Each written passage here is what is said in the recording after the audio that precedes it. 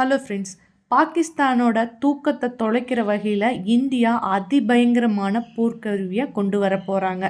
ஏற்கனவே சிந்து நதி நீர் நிறுத்தத்தினால கதி கலங்கி போயிருக்கிற பாகிஸ்தானுக்கு அடுத்த அடியாக இந்தியா ஒரு நெக்ஸ்ட் லெவல் மூவ் பண்ண போகிறாங்க. இதனால் மண்டியிட்டு கதற பாகிஸ்தான் இப்போ கீழே விழுந்து கெஞ்சவும் ஆரம்பிச்சிட்டாங்க. ஆனாலும் இந்தியா தீவிரவாதத்தை பாகிஸ்தான் ஒழிக்காத வரையிலும் ஒரு சொட்டு தண்ணீர் கூட தர முடியாது அப்படிங்கிறதுல உறுதியாக இருக்காங்க. எப்போ பார்த்தாலும் எல்லையில் பாலாட்டிக்கிட்டு இருக்கிற பாகிஸ்தான் அண்ட் சீனாவை அடக்கிறதுக்காக இந்தியா ஒரு புதிய ராட்சசனை இறக்க போகிறாங்க. ஆப்ரேஷன் சிந்தூர் தாக்குதலின் போது பாகிஸ்தானோட அனைத்து ஏவுகணைகளையும் முறியடித்தது S-400 வான் தடுப்பு சாதனம் தான். ஆனால் இதைய இப்போ பாகிஸ்தான் துருக்கி வழியாக வாங்க போகிறாங்க. இந்தியாவோட தயாரிப்பான ஆகாஷ்தீர் வான் தடுப்பு சாதனத்தை வாங்க நிறைய உலக நாடுகள் ஏற்கனவே விருப்பம் தெரிவித்திருந்த நிலையில் இப்போ பிரேசிலும் இதை வாங்கறதுக்கு ரெடியாக இருக்காங்க. இதை பற்றி நம்ம டீட்டெயில்டாக பார்க்கலாம். இந்தியா ஆப்ரேஷன் சிந்தூருக்கு அப்புறமா இராணுவ வலிமையை அதிகரிச்சுட்டு இருக்காங்க. தற்போது எல்லை தாண்டிய பயங்கரவாதத்தை அடக்கணும் அப்படிங்கிறதுக்காக அப்பாச்சி தாக்குதல் ஹெலிகாப்டர்களை கொண்டு வர போகிறாங்க. இந்த ஹெலிகாப்டர் இந்தியன் மிலிட்ரிக்கு சேரும்போது இன்னும் ஸ்ட்ராங் ஆகும். ஏற்கனவே ஆப்ரேஷன் சிந்தூரின் போது இந்தியா கிட்ட வாங்கின அடியை பாகிஸ்தான் இன்னும் மறந்திருக்க மாட்டாங்க. அப்படி இருக்கும்போது இந்த தாக்குதல் ஹெலிகாப்டர்களோட சேர்க்கையானது இன்னும் அவங்களோட தூக்கத்தை கெடுக்க போகுது. அமெரிக்காவோட அப்பாச்சி ஹெலிகாப்டர் மாடலானது AH-64E மாடல் அமெரிக்காவில் தயாரிக்கப்பட்ட ஒரு சக்தி வாய்ந்த இரட்டை என்ஜின் தாக்குதல் ஹெலிகாப்டர். இது 1984 அமெரிக்க இராணுவத்திலிருந்து பயன்படுத்தப்படுகிறது. டேங்குகளெல்லாம் அழிக்கிறது மற்றும் தரைவழி தாக்குதலில் நன்கு அறியப்பட்டது.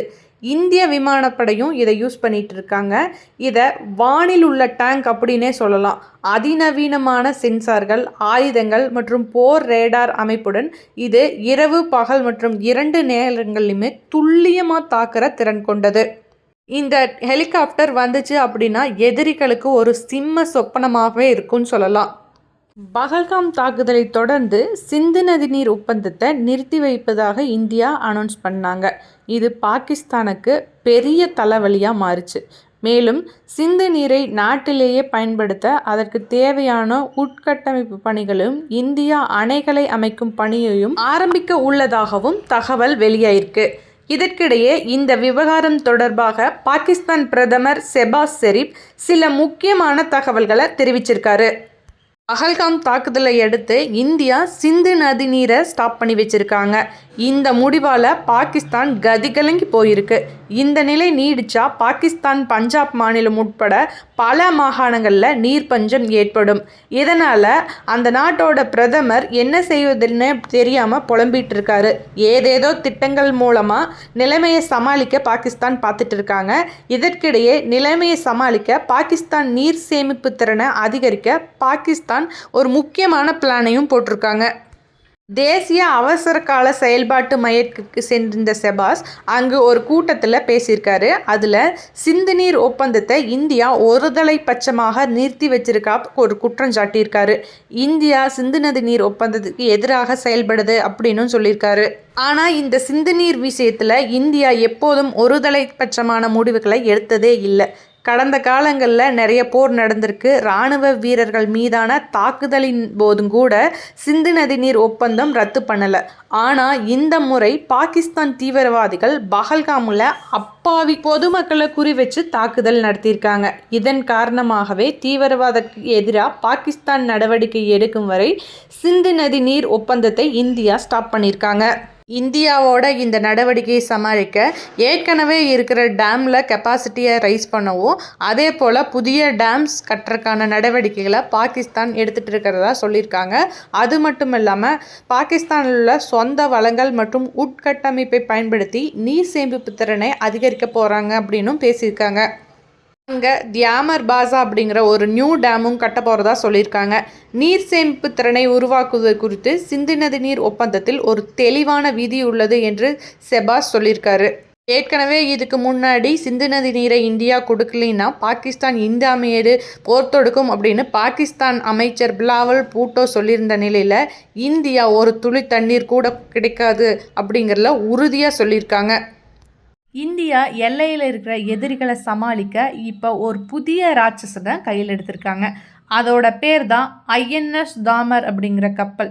இது வழியாக பிரம்மோஸ் ஏவுகணைகளை செலுத்தும் போது ரேடாரில் சிக்காது. அதே சமயம் பார்த்திங்கன்னா இதைய S-400 போன்ற வான் தடுப்பு சாதனங்களால் கூட தடுக்க முடியாது. ஸோ இதை யூஸ் பண்ணி தான் எல்லாத்தையும் அடிக்க போகிறாங்க. வங்கதேசத்தோட இடைக்கால தலைமை ஆலோசகராக முகமது யூனிஸ் பொறுப்பேற்றதுலேருந்து வங்கதேசமும் இந்தியாவுக்கு எதிரியாக உருவாயிருக்கு.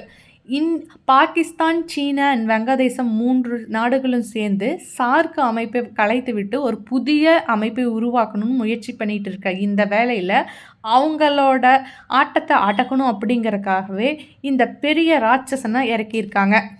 இந்த ஐஎன்எஸ் தோமரை ரஷ்யாவிலேருந்து வாங்கப்பட்டாலும் இதுதான் வெளிநாடுகள்லேருந்து வாங்கக்கூடிய கடைசி கப்பலாக இருக்கும் அப்படின்னு சொல்லிட்டு அனௌன்ஸ் பண்ணியிருக்காங்க. இனிமேல் இந்தியா அனைத்து போர்க்கப்பல்களையும் உள்நாட்டிலேயே தயாரிக்க போகிறதா அனௌன்ஸ் பண்ணியிருக்காங்க. இந்தியா நடத்திய ஆப்ரேஷன் சிந்தூருக்கு பதிலடியாக பாகிஸ்தான் ஏவுகணைகளை வீசி இந்தியா மீது தாக்குதல் நடத்த முயற்சி செய்த போது அதனை எல்லாமே அடித்து நொறுக்கிறது S-400 அப்படிங்கிற வான் பாதுகாப்பு சாதனம்தான்.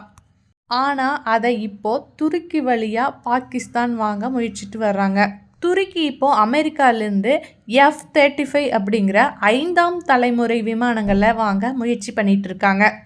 இப்படி இருக்கும்போது அமெரிக்காவோட ஒரு கண்டிஷன் என்ன அப்படின்னா, அமெரிக்கா கிட்ட இருந்து இராணுவ ஆயுதங்கள் வாங்கணும் அப்படின்னா ரஷ்யா கிட்ட இருந்து எந்த ஆயுதமும் வைத்திருக்கக்கூடாது அப்படிங்கிறது தான். துருக்கி ரஷ்யாவோட S-400 2 வச்சிருக்க நிலையில் தற்போது அதை யாராவது கிட்ட சேல் பண்ணிட்டா அமெரிக்கா கிட்ட அந்த 5ஆம் தலைமுறை விமானத்தை வாங்கிடலாம் அப்படிங்கிறது தான் அதோட கணக்காக இருக்குது.